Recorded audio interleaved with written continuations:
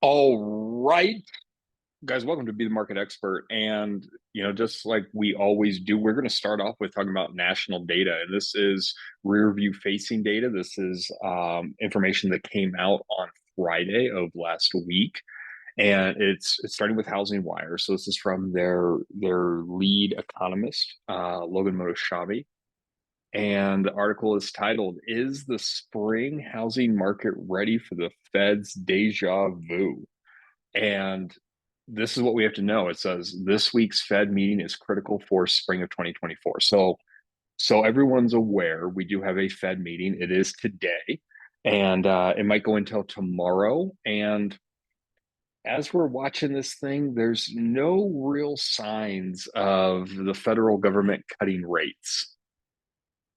And the reason for that, again, guys, just so that everyone knows, the Fed that we're dealing with, the Fed is a Fed that believes that we have to have this job loss recession for us to get into a recovery where inflation is back under control. And what I mean by that is the Fed is truly looking for there to be a lot of unemployment.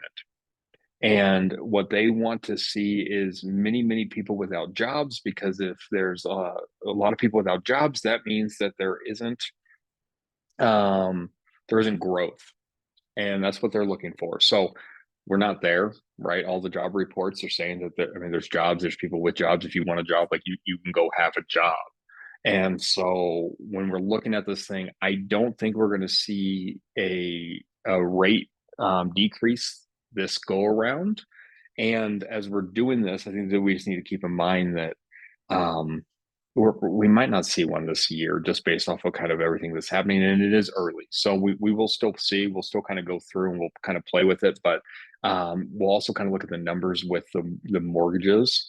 And I think that's why we're going to see some of them go up a little bit in anticipation for what happens. And the only thing that we're looking for, like, we need to all pray, either while we're on this call or when we get off this call, that Jerome Powell does not go on and say anything about how they're going to raise rates. Like, if he mentions raising rates or threatens raising rates, it's not good. Like, that's never a good thing. That's every time that we get into what we get into, it's because if they start talking that way, and that's what we don't want to see. So it's okay that they don't move anything, but let's hope that they do not threaten to move anything, because that's what happens as well. So, deja vu, it says spring of 2024, and we have a Federal Reserve meeting this week, and it is today.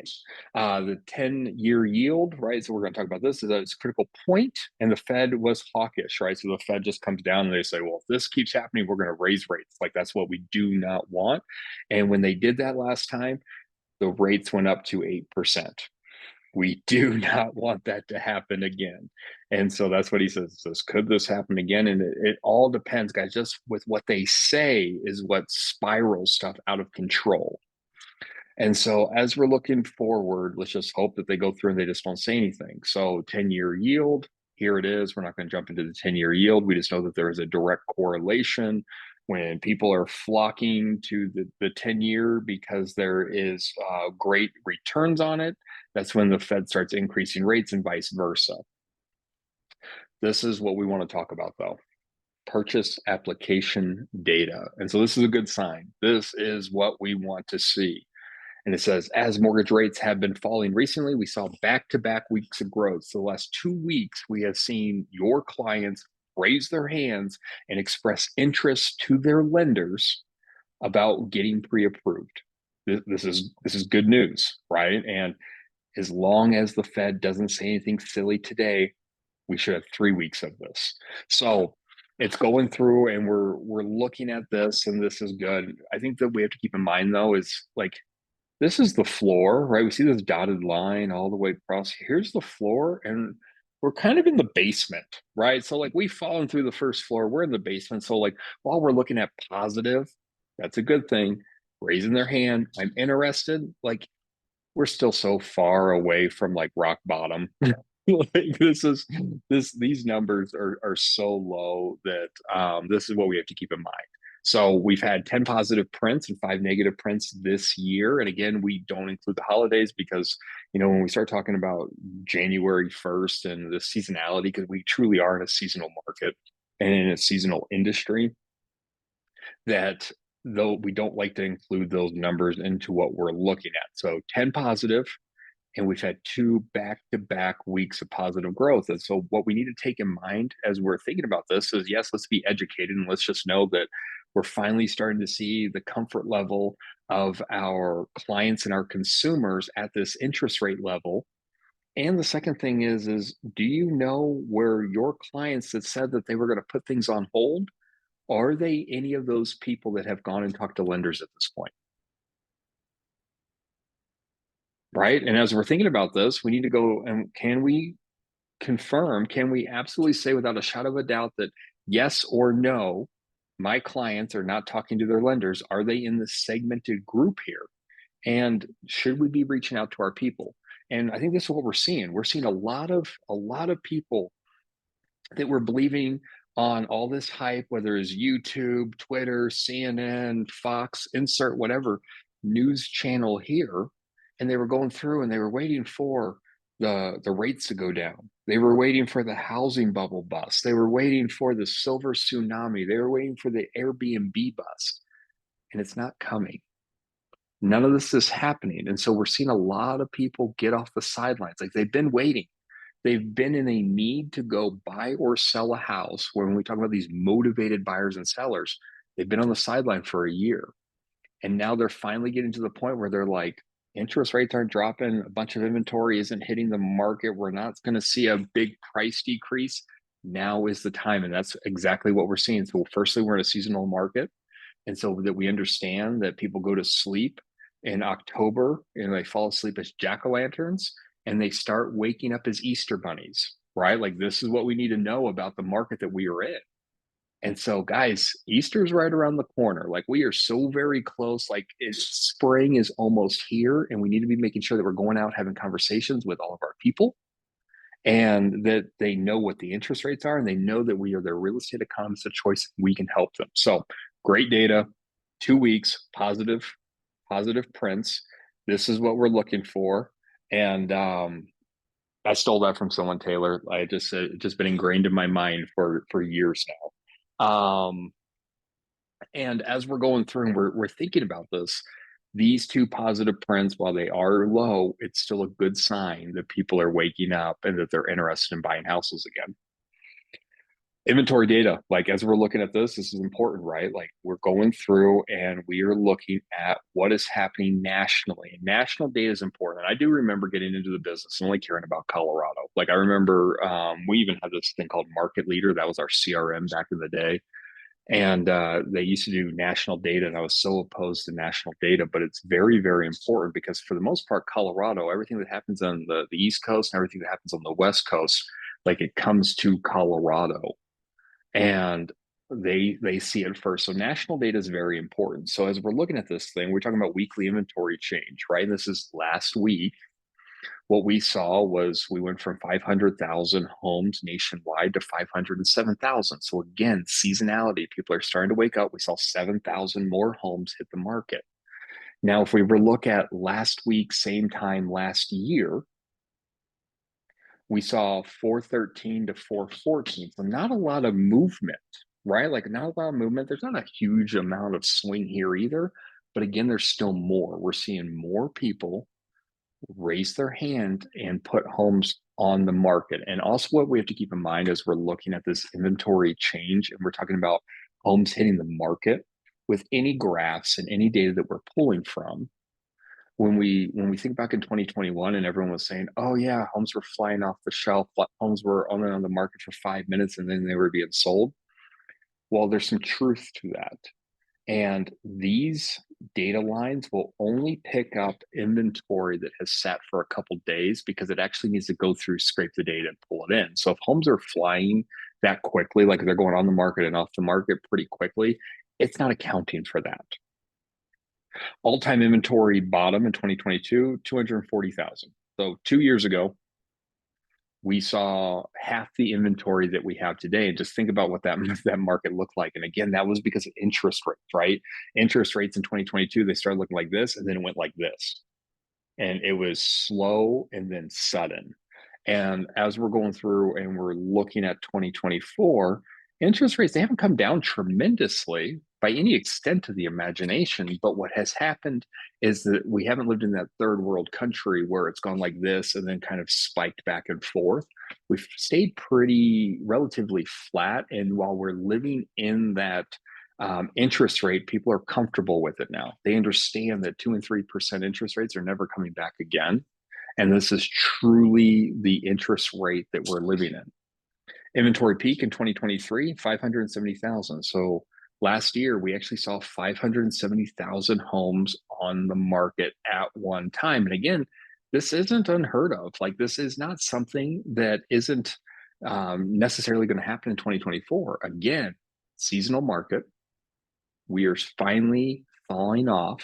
People are starting to wake up, and we're going to see more homes hit the market just because of seasonality.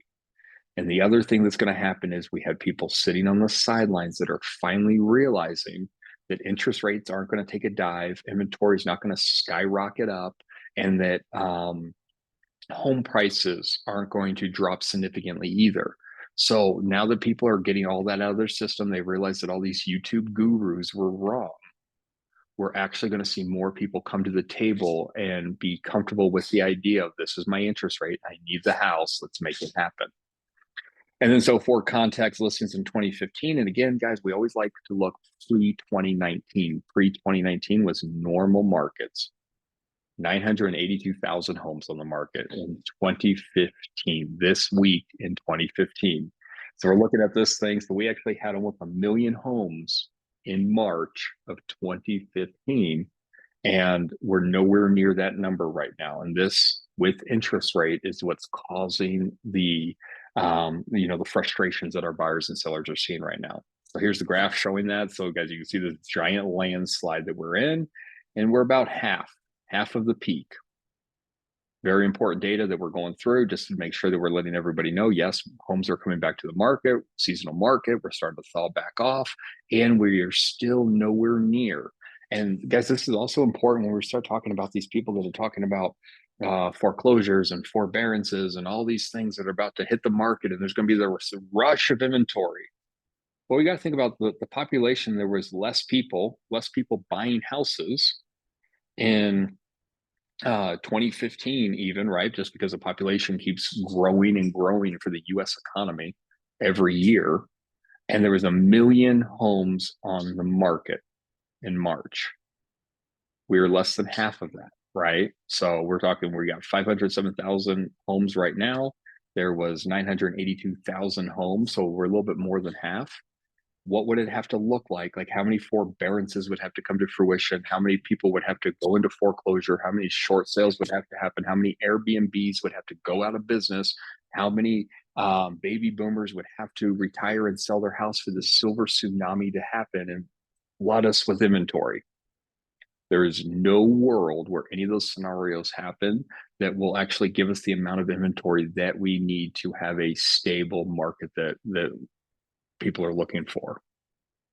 New listing data. We're looking at this thing again. So 2024, these are the just the inventory level. So 59,000, 2024, 2023, 41,000, 2022, 54,000. So we have more inventory in 2020 than we did in 2023, which is good as far as new listings hitting the market. And it's good, and it's happening again because we saw these people that were motivated, but they were skeptical of what the market looked like, and they were being told things that were going to happen. And so they put everything on pause. And again, people are starting to wake up to the idea that that kind of stuff is not going to happen. And then price cuts, guys. And I think that as we look at this, we're looking at 31% price cuts. And if they were to go back and look at seasonality, we typically see a third of a 33%, 1/3 of all homes in the United States take a price cut. So we're right in line with that. So we're in line with the 1/3. So we're at 31%. 22, we're at 30%. And in 2022, we're only at 17. And again, when we look back at 2022, it's still a weird market where it was pretty flat and then the interest rates rose. And I think that's kind of where we saw some of the price cuts. And we would actually have to kind of look back to like 2019 data and before to get back to this true 1/3%. So here it is again. We're just kind of living up in this area right now. And again, this is a weird market. We have to go back all the way to 2019 to be normal. This was an abnormality just with the Wild West and with interest rates being what they were. So again, they just ended off with what's going to happen. And again, that meeting is happening today. So you can probably, whatever your favorite news channel is today, whether, Twitter, CNN, Fox, YouTube, wherever you're getting your information, you're going to be able to get some highlights of what got said. And we're probably either going to see, hopefully we see flat. We could see a spike. I doubt we're going to see a decrease in mortgage rates, but it's all going to be driven with what gets said here. And again, it doesn't even necessarily need to, we're going to raise rates. It can be the threat of them raising rates that will drive our numbers up. We've talked about this, and guys, I think this is a big thing. This came out, I think it's today. Yeah, so this article came out today. Single family sector drives February spike in housing starts. All right, cool. So we look at this thing. It says this: new construction on residential homes came in strong for February. And again, everything that we do, we're looking at rear view facing data. That's the only way that we can actually get real information. And it says that we are up 10% month over month. Again, this is February. So 10% more housing starts, single family housing starts in February over January. And again, that makes a lot of sense because we're in a very seasonal market and builders don't want to be building in a bunch of snow and other things happening as well. Like it's hard to do and almost impossible. And so it's up 6% year over year. Also good information. So as we're looking at this thing, it's a single family starts climbed 11%. And then we look at this thing, it says multifamily ticked up to 377,000. So we're looking at this, and some of the information that we need to see, it says this next. While single family starts were up 35.2% higher than they were last year at this time, multifamily buildings fell 35%. All right, this is important. This is important because we have seen that the builders can make more money on single family houses right now because of the cost of everything. So while our consumers are feeling it, going out and buying houses, right? We know that the GDP is going up, where everything's being more expensive. So when they go through and they sell these single family houses, they can sell them at premiums. Well, what's happening with these multifamilies, right? They're talking about 5 or more buildings, apartments and everything. Those prices are not going up. So when they're having to go through and they're having to build, they're not being able to get the rents that they want to be able to get.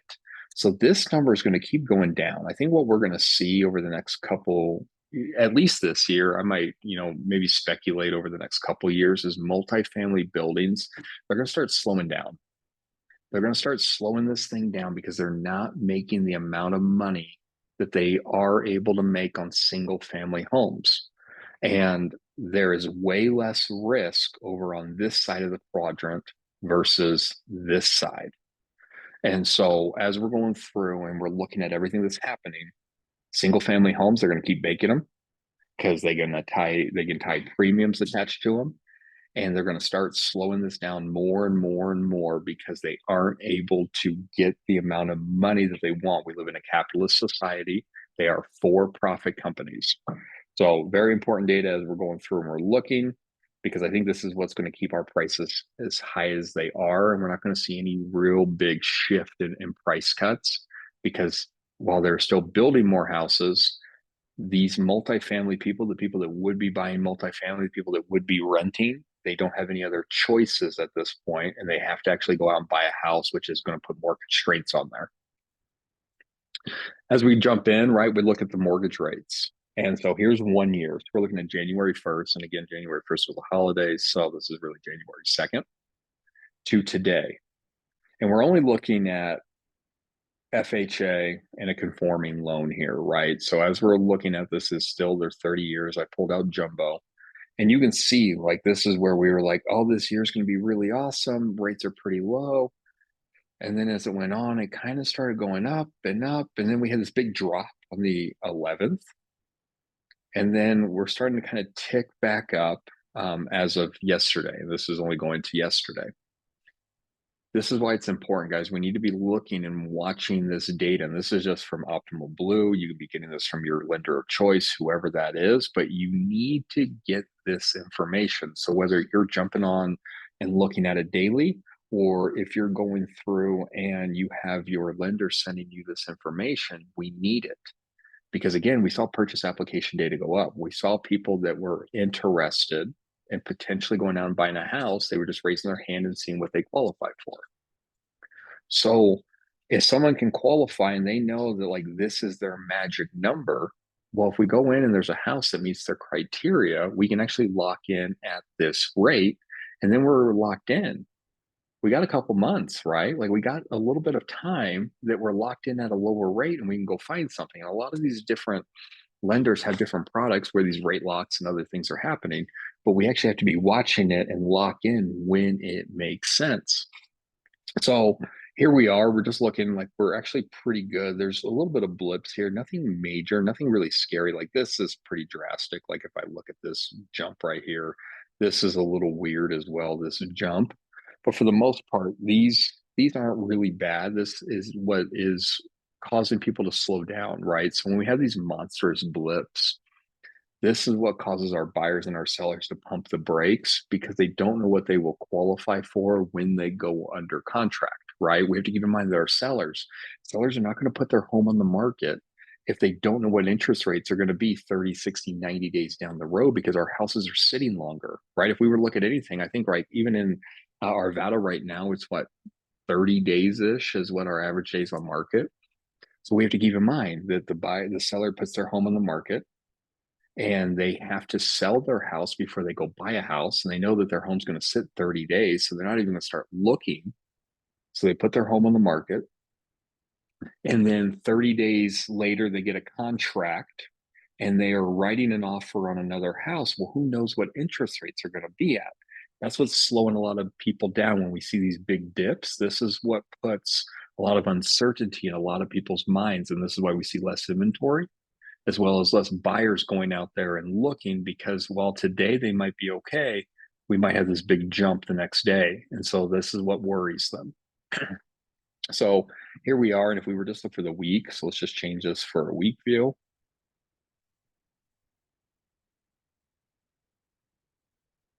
This is kind of what the weeks look like, right? So we're talking from March 11th to March 18. We're talking, a couple days here. It's been pretty flat for the most part, right? We've gone from 6.7 to 6.9, not a huge jump.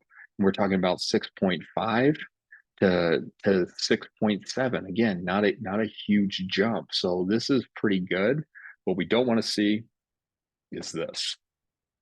Look at all these giant blips. And this is what has scared a lot of people, right? November was a scary time. And then we had this monstrous dip off. So guys, I think as we look at this and we put perspective on it, this is what we have to keep in mind. This isn't 2023. We're living around here. While I don't think the rates are going to go up astronomically, again, it depends on what the Fed says. This is what scares people away. So then as we look and go a little bit further, I wanted to, bring this to you guys. I saw this the other day. I don't know if anyone was on the Colorado regional call, but I actually thought this was pretty neat. Let's see if I can scroll out a little bit. It's not a very intuitive map, but it's pretty cool. So I was looking at this. This is that ReVenture app, and this is free right here. So like you can see this home value and this growth year over year. Both of these are free. And you can look at it by state, the metros, the county, or the zip code. And they have this little thing at the very bottom, which is like, I guess blue is like really affordable and red is getting less affordable. I'm assuming it's kind of how they do this, but all this information is powered by Zillow.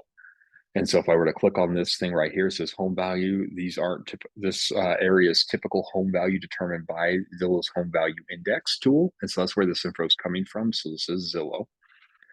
If you were to look at it, like we're one of what, 3 or 4 states, I can't tell. I think Massachusetts is this darker red. So we're one of 4 states that's in this red area. So we're at 539,000. Washington 575, California 765. They're their own breed, and then we got 596 here in Massachusetts. So when we think about this, guys, and we're talking about home affordability, I think we have to keep in mind that firstly, we have pretty qualified buyers and sellers in Colorado, right? We have more affluency in our state.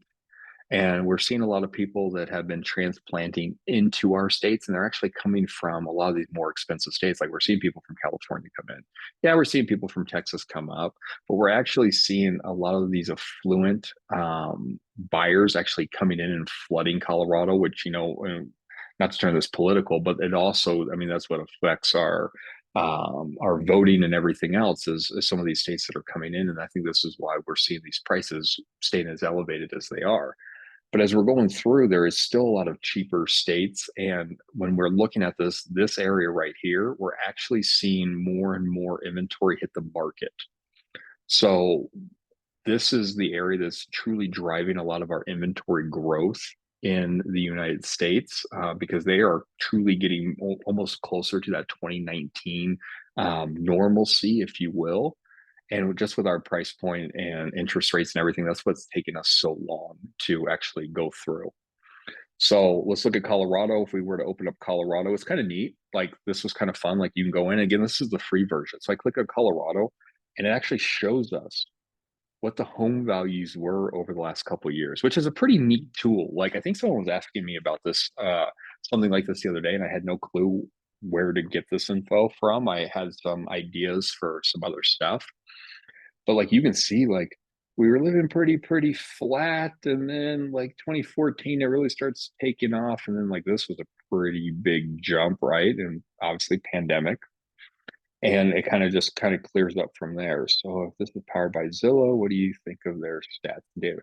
Well, this is the thing, their stats and data is solid, guys. If I'm looking for just stats and data, I'm going to Zillow. Now there's estimates, another thing, right? And they run contests all the time for their estimate on like who can actually figure out that algorithm, and to where someone was just like, well, if an agent puts it on the market, we'll just pull that data and scrape it and say that's what the home's worth. Like that's actually been their solution as of lately.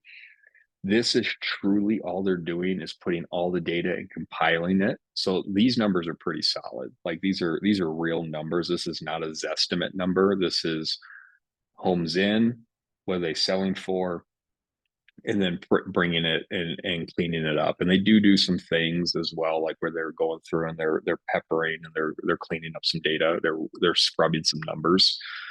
But I think this is pretty solid. Like as we're going through here.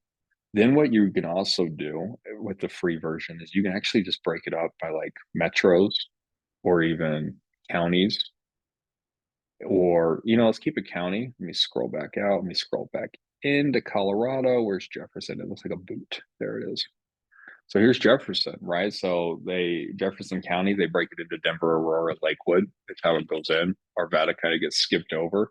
But like we can also see this, like they're going through and they're saying that here is our home prices. This area is typical home value determined by the Zillow home evaluation tool. This is a smooth, seasonally adjusted figure. And so you can go through, you can actually kind of see what these data points are doing. And again, like I'm probably not going to send my clients to this website to look at it, but it's interesting, right? We can actually say, like, you know what, back in 2016, prices in Jefferson County were somewhere around $348,000, $349,000, and today we're sitting at $622,000, which is pretty real. Like even if we were to go to Altos real quick, right? So let's just look at Altos market reports, run a report. So let's look at it. So let's test it. Let's test it out. Let's go zip code, and then let's go Colorado. Oh, I can put city even. Look at that. Let's go Arvada, Colorado. So let's look at the numbers. Ooh. All right. Let's zone in a little bit.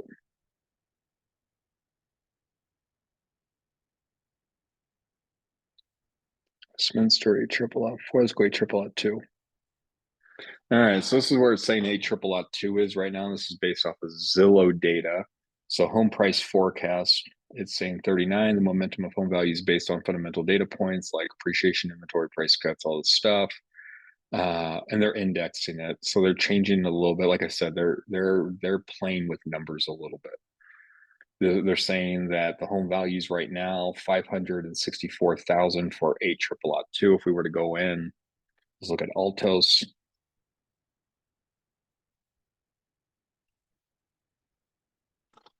$565 or 695. So there's a pretty big swing in there. 695 versus 564 2024 data. So pretty big sweep. And again, they are peppering, they're going through and they are massaging numbers. So they're playing with this data a little bit versus what we would see in Altos, which is just putting data in. So if we were to jump into Altos data, ALL2, we're still playing with the exact same zip code. 695 is the price point. The median price of new listings hitting the market right now, which I find astronomical, $1,019,000. Price per square foot, 424. Average days on market, 124. So guys, again, like when we start looking at this, 98 days median days on market in ALL2, 124 days on market average. This is why mortgage rates matter. These big dips, these big spikes and things happening, when people know that their homes are going to sit for 3 months to 4 months without someone buying a house, this is what puts the scarcity mindsets in place. That when they know this, they're like, well, what are interest rates going to be in however long? Because I got to lock in my rate and I don't know what homes are going to be on the market. I don't know if those homes are going to meet my family's needs. And I don't know what the interest rates are going to be. So if their interest rates get too high, our affordability goes down. So these are the numbers that we really need to be looking at and understand, because if we understand this is the psychology of our buyers and sellers. Price decrease 42%, so a little bit higher than the national average of 1/3. Price increases again 8%. I don't really care about price increases because this is just new homes hitting the market. Relisted 0. It looks like homes are actually in ALL2. They're going through and they're getting to the finish line. The inventory levels they have marked as a 12. Median rent 1,800. And so, guys, this is also important, right? So, ALL2 median rent almost $1,900. If we were to go to our website, let's go ALL2.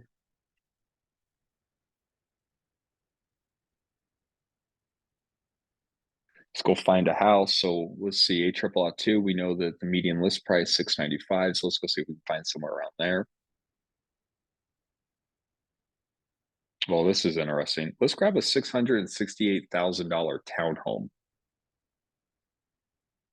So here you go, price increase, right? So the home went up. So again, it's new builds that are driving this data. So guys, when we're looking at this thing, down payment, I have it locked in at 10%, which means there's going to be PMI.